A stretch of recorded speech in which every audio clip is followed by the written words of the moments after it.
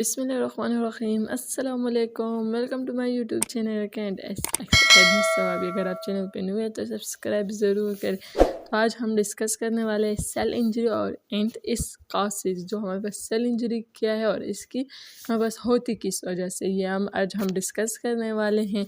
हमारे पास पैथोलॉजी का बहुत ही ज़्यादा मेन और इम्पोर्टेंट टॉपिक है। सबको पता होना चाहिए कि हमारे पास सेल इंजरी होती क्या है। तो सबसे पहले हम सेल इंजरी के बारे में पढ़ते हैं कि और इसके बाद कासेस के बारे में पढ़ेंगे। तो सबसे पहले हमारे पास क्या है, cell injury. Cell damage also known as cell injury. जब हमारे पास सेल डैमेज हो जाते हैं तो इसको हम सेल इंजरी भी कहते हैं। Is a variety of chain of stress that cell suffer due to external as well as the internal environment change. हमारे पास सेल इंजरी जो है ना, वो हमारे पास इंटरनल एनवायरनमेंट की वजह से भी हो सकती है और एक्सटर्नल एनवायरनमेंट की वजह से भी हो सकती है। स्ट्रेस जो हम स्ट्रेस लेते हैं उसकी वजह से भी हमारे पास सेल इंजरी हो सकती है।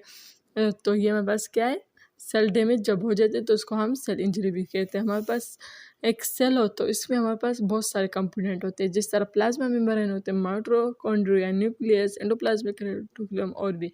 जब इसमें हमारे पास कोई किसी भी कंपोनेंट में हमारे पास इंजरी हो जाती है, डैमेज आ जाता है, तो उसको हम क्या कहते हैं, cell injury.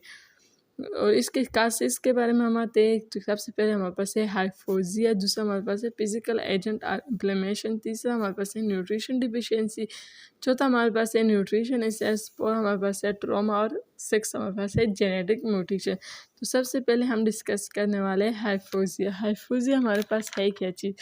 Hypoxia is a condition where not enough oxygen make it to cell and tissue into the body। जब हमारे पास वो हालत है जो हमारे पास इसमें हमारे पास ऑक्सीजन की कमी होगी।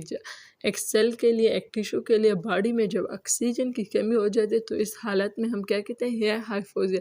हम बस जाहिर की सी बात है, जब हमारे पास सेल ऑक्सीजन की कमी होगी तो सेल को कुछ ना कुछ डिफेक्ट तो होगा और डैमेज होगा। तो इसकी वजह से हमने क्या कहते हैं, सेल इंजरी। किस वजह से? हमारे पास ऑक्सीजन की कमी हो जाती है। ये हमारे पास मोस्ट इंपॉर्टेंट खास है किस सेल इंजरी की, आप लोगों को एमसीक्यूज के लिए भी याद होना चाहिए। दूसरा हमारे पास है फिजिकल एजेंट और इन्फ्लेमेशन। सबसे पहले हमारे पास फिजिकल एजेंट में हमारे पास क्या है, हीट, कोल्ड, रेडिएशन। ये हमारे पास फिजिकल एजेंट में आ जाती है। हमारे पास हीट, कोल्ड, रेडिएशन की वजह से सेल डैमेज हो जाते हैं। तो ये हमारे पास एक कास है किसकी, सेल इंजरी की। Inflammation refer to your body process of fighting against things that hurt him, like infection, injury and toxin in an attempt to heal itself। जो हमारे पास इन्फ्लेमेशन होती है, जो हमारे पास बॉडी में जो इन्फ्लेमेशन होती है उसको फाइट करती है। और हमारी बॉडी इम्यून सिस्टम जो मतलब इन्फेक्शन, इंजरी एंड टॉक्सिन की वजह से जो हमारे पास बॉडी इम्यून सिस्टम जो इसको फाइट करते तो इसको हम क्या कहते हैं, ये हमारे पास। और इसकी वजह से कोई इन्फेक्शन आ जाता है तो हमारे पास है cell injury. When something damage your cell, your body release chemical। ये जाहिर सी बात है, जब हमारे पास कोई भी डैमेज हो सेल में, हमारे पास बॉडी जो है ना, हमारे पास इसके पास कुछ केमिकल होते हैं और रिलीज करते हैं और रिस्पॉन्स होते हैं किसकी, इम्यून सिस्टम के लिए।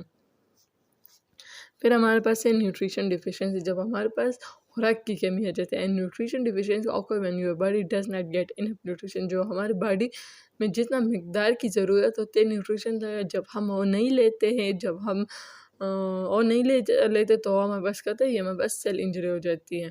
न्यूट्रिशन एक्सेस, जब हमारे पास न्यूट्रिशन जब ज़्यादा हो जाती है, जब कम हो तब भी हमारे पास सेल इंजरी होती है, जब ज़्यादा हो जाती है तब भी हमारे पास सेल इंजरी होती है।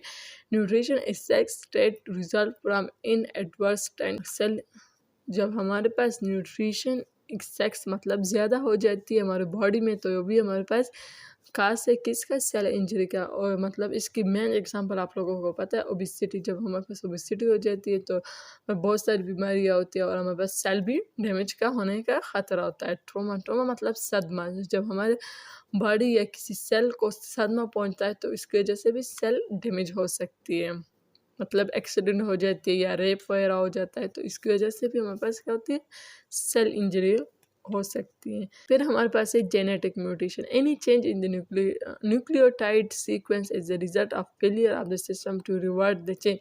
हमारे पास न्यूक्लियोटाइड सीक्वेंस में कोई भी चेंज आ जाती है, इसकी सिस्टम में जब हमारे पास कोई भी चेंज आ जाती है तो इसकी वजह से भी हमारे पास सेल इंजरी हो सकती है।